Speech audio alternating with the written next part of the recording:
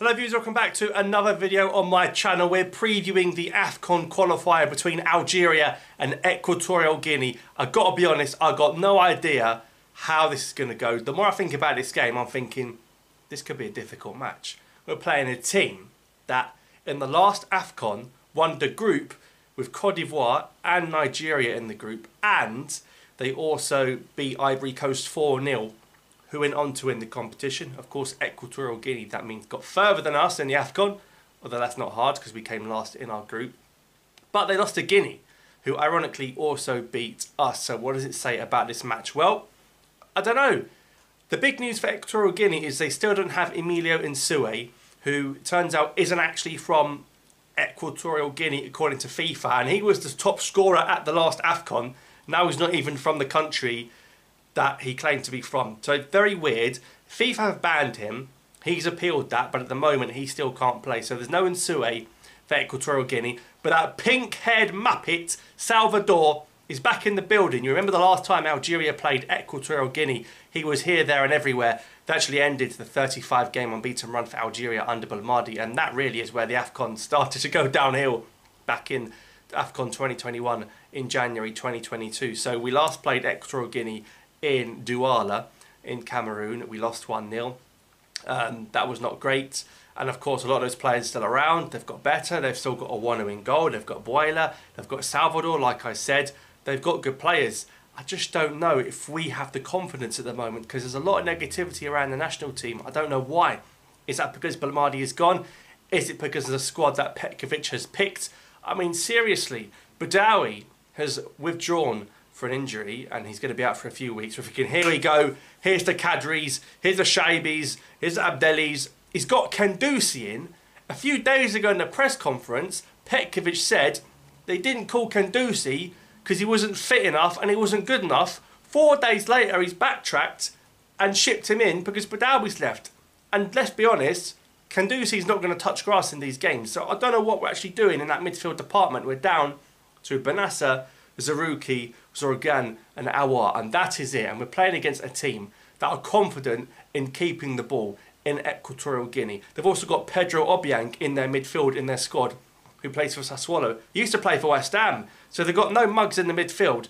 I'm thinking this could be a tough game, and I'm starting to think, and I hope I'm proved wrong, this group is tougher than it looks. This group with Equatorial Guinea, Liberia and Togo, and considering the last two AFCONs, we came last in groups with Equatorial Guinea, with Mauritania, with Sierra Leone. We came last in these groups. This is not a walk in the park, and we haven't got the clutch card of Belmadi now. Look at the last AFCON. Went out in the group stage, we got more points in qualifying than any other team, for nothing. Now, are we even going to qualify? Guys, I hope so, because I'm just starting to get a bit nervous, you know what I mean? Equatorial Guinea and no mugs. They recently played Tunisia in a World Cup qualifying game. They lost 1-0 to a late dodgy penalty. It was never a penalty. They outplayed Tunisia. And also, Equatorial Guinea were in the driving seat for World Cup qualifying. They won their first 2 games. But because, like I said, because Nsue got banned for not actually being Equato Guinean, they took 6 points away from Equatorial Guinea, which has made their World Cup hopes very, very difficult. So they, more than anyone, have got to make a push to get to this AFCON. And we saw in the last one, they shouldn't have gone out in the last 16. They should have gone further than that. They were brilliant. Incredibly underrated. So what's Petkovic going to do? Well, he's moved us to Wahran, a decision I get behind. Baraki is not the one at the moment. It's not a bleeder. It's not a 5 July. You know, we lost the World Cup game there to Guinea. We actually beat Guinea in Oran, funnily enough. I think we got a good result against Nigeria there as well. So we never lost in Oran. Well, the national team haven't.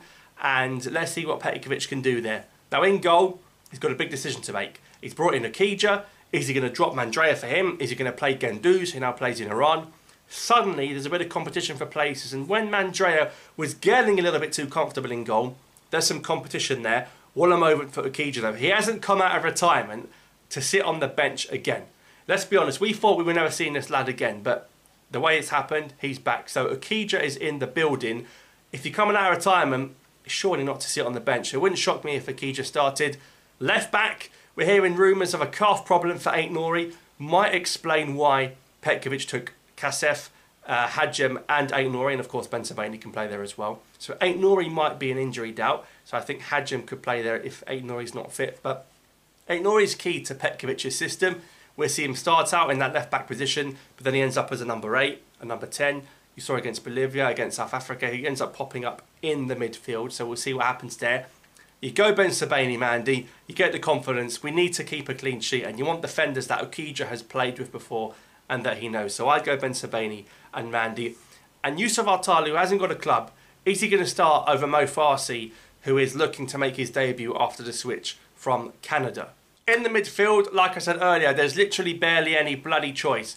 You're looking at Benassa, you're looking at Zarouki, and you're looking at either Awar in front of them or you're playing Zorgan with them. And especially now with Badawi out, it's got to be Benassa, Zarouki and Awar in front. Awar's already got a couple of goals in the Saudi League with Al-Ittihad. Start the lad. Left wing Benrahma, right wing the welcome return of Riyad Mahrez, who's back looking to bag. And then up front it will be Guiri or Bunja. Or he'll play Guiri on the left and he'll play Baghdad up top.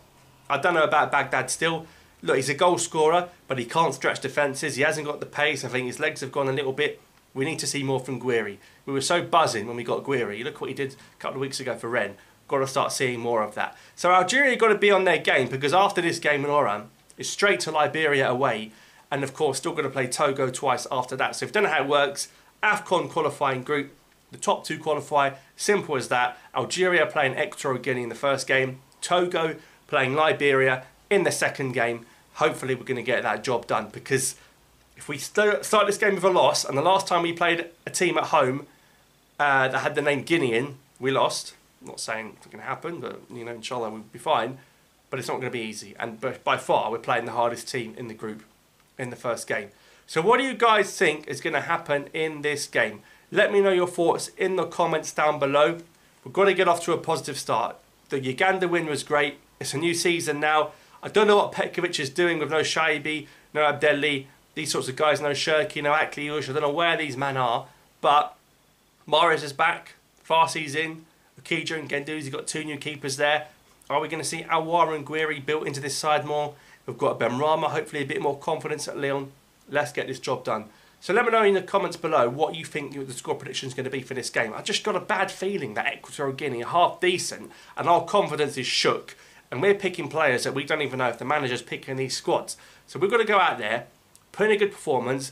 Good that the fans in Western Algeria, in Oran, get the chance to go and watch the national team. And hopefully 3 points going into that Liberia game, which will take the pressure off. And that Liberia game is going to be harder because it's going to be in the afternoon, humid, Oran in the evening, just after the news on Canal Algeria. You know how it is, you know the vibes, it's elite. So what are your score predictions in the comments down below? I think Mahrez is going to want to prove a point. Maybe a 2-1 win. He'll kiss the badge. Let's see what the boys can do. Let me know your thoughts, and inshallah I'll see you after the game.